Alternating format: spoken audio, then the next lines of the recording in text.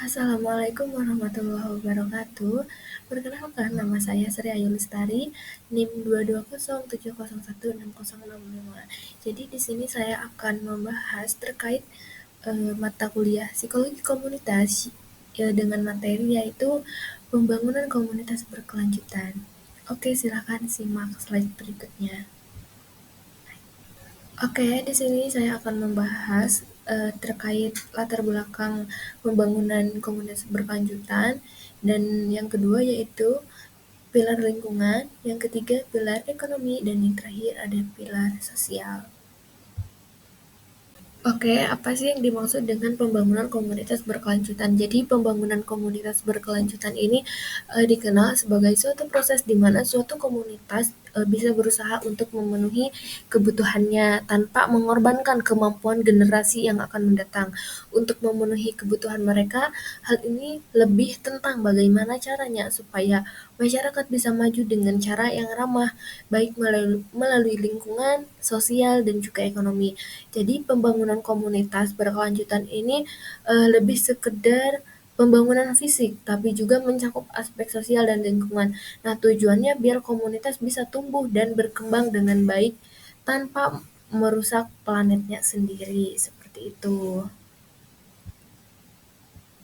Oke, kita akan membahas terkait pilar lingkungan. Nah, di mana pilar ini tuh fokus pada perlindungan dan pemeliharaan lingkungan agar sumber daya alam dan ekosistem tetap terjaga. Nah, strategi yang diambil adalah meminimalkan dampak negatif terhadap lingkungan untuk meningkatkan keberlanjutan. Contohnya pada pengelolaan sampah.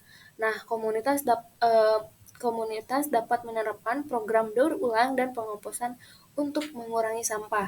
Nah, warga atau masyarakat ini harus diajari cara mengelola sampah organik maupun non-organik. Nah, sehingga bisa mengurangi beban TPA. Nah, contoh yang kedua misalnya penanaman pohon. Di mana penanaman ini dapat dilakukan di area terbuka untuk memperbaiki kualitas udara dan menciptakan ruang hijau agar terlihatnya lebih nyaman dan juga lebih fresh.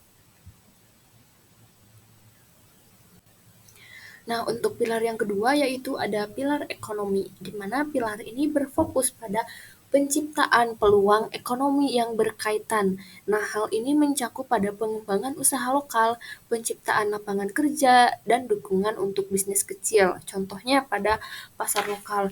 Nah, di mana eh, pasar lokal ini tuh dapat mendirikan pasar rakyat yang menjual produk lokal seperti hasil pertanian. Nah, hasil pertanian kan ada hasil dari cabai, menanam cabai atau sayuran, buah-buahan, dan yang lainnya.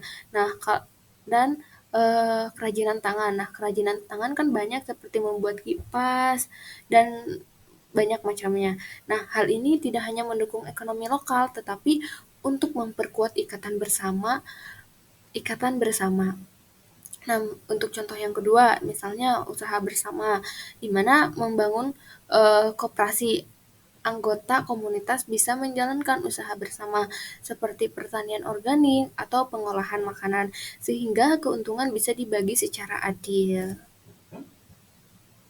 Oke, untuk yang terakhir yaitu ada pilar sosial, di mana pilar sosial ini tuh meningkatkan kualitas kehidupan masyarakat, keadilan sosial, dan partisipasi aktif dalam pengambilan keputusan.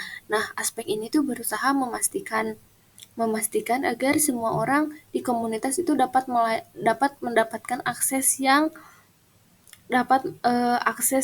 sama terhadap layanan dan peluang. Contohnya akses layanan kesehatan gratis. Nah, di mana klinik ini tuh dapat menyelenggarakan kesehatan gratis atau pemeriksaan kesehatan secara berkala agar semua masyarakat terutama yang kurang mampu itu bisa mendapatkan pelayanan kesehatan yang layak seperti itu.